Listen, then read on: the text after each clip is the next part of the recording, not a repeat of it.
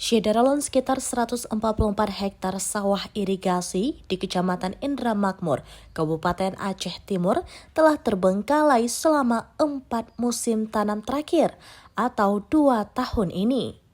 Para petani di wilayah ini diperkirakan mengalami kerugian hingga ratusan juta rupiah.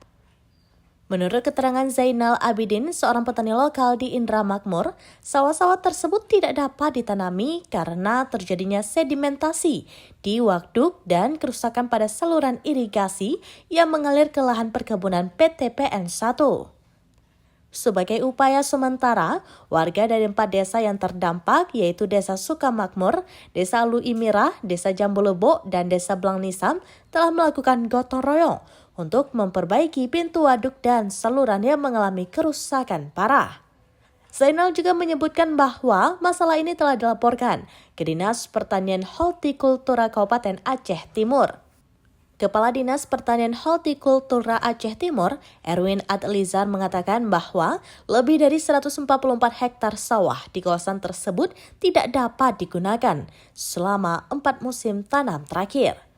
Dia menambahkan bahwa kerugian petani diperkirakan mencapai ratusan juta rupiah akibat jebolnya saluran irigasi. Dari Aceh Timur, Maulidi Al-Fatah, Serambi.com.